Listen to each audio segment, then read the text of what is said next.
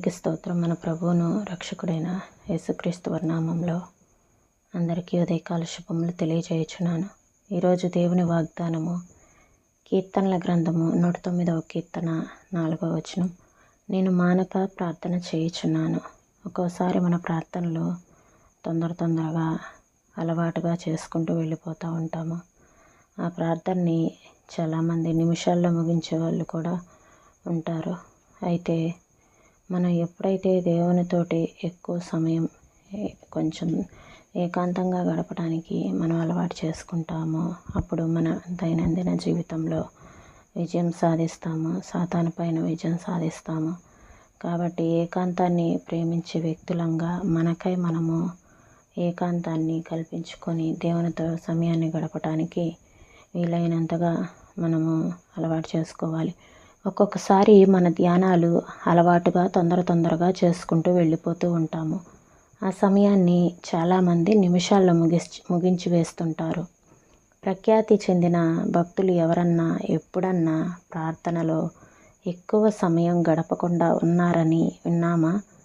తన గదిలో ఏకాంతంగా గడపలేని వ్యక్తి ఎవరైనా ప్రార్థనలో పవిత్రాత్మను పొందినట్టు ఎక్కడైనా చూసామా? జార్జ్ విట్ఫీల్డ్ అనే భక్తుడు రోజుల తరబడి, వారాల తరబడి నేల మీద సాష్టాంగపడి ప్రార్థనలో గడిపాను అన్నాడు. నీ మోకాళ్ళ మీద నువ్వు ఉంటేనే నువ్వు ఎదగగలవు అన్నది మరొక భక్తుని సాక్ష్యం. వీరంతా తమ అనుభవాలనే తమ మాటల్లో వ్యక్తపరుస్తున్నారు. ఏకాంతాన్ని ప్రేమించని ఏ వ్యక్తి ఇంతవరకు ప్రపంచ చరిత్రలో సాహిత్యంలో కానీ విజ్ఞాన శాస్త్రంలో కానీ చిరస్మరణీయమైన కార్యాన్ని చేయలేదు. నిజానికి ఈ ఏకాంతం అనేదాన్ని క్రైస్తవ జీవితంలో ఒక సూత్రంగా భావించవచ్చు. దేవునితో ఎక్కువ కాలం ఏకాంతంలో గడపకుండా ఉన్న వ్యక్తి పరిశుద్ధాత్మలో ఎదుగుదల పొందటం అసాధ్యం. అలసి సొలసిన హృదయమా, నా దగ్గరకు రా, నేను నడిపించే ఏకాంత స్థలానికి రా, లోకధ్వనులకు దూరంగా నాతో రా, శాంతి నీ ఎదలో సంగీతమై స్పందిస్తుంది. ఈ మాటలను ప్రభు మన వెనుకల్లో దీవించునుగాక. మనం నిన్నటికి ఆత్మలో మనకి సమాధానం కలగాలి అంటే మన చుట్టూ ఉన్న పరిస్థితులు ఎలా ఉన్నప్పటికీ మన ఆత్మలో మనకి సమాధానం కలగాలి అని మనం నేర్చుకొని ఉన్నాం. అయితే మన ఆత్మలో సమాధానం కలగాలంటే దేవునితోటి మనం ఏకాంతంగా గడపడానికి అలవాటు చేసుకుంటే అప్పుడు మనం ఆత్మలో సమాధానంగా ఉండగలము. శాంతి మనలో ఉంటుంది. ఈ మాటలను ప్రభు మన వెనుకల్లో దీవించునుగాక. ప్రార్థన చేసుకుందామండి.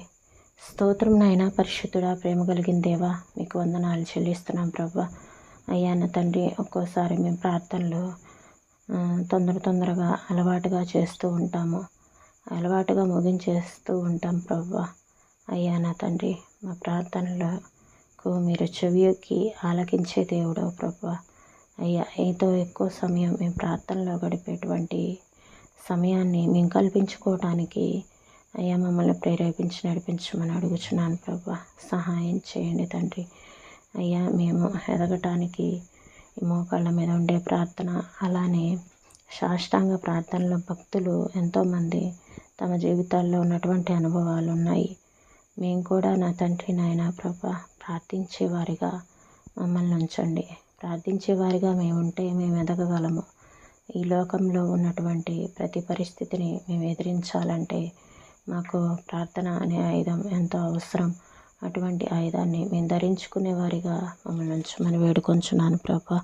ఈ ఉదయకాల సమయంలో ప్రతి ఒక్కరికి నూతనమైన శక్తిని, బలమును ఇచ్చి నా తండ్రి దేవా నడిపించమని వేడుకొంచున్నాను ప్రభా.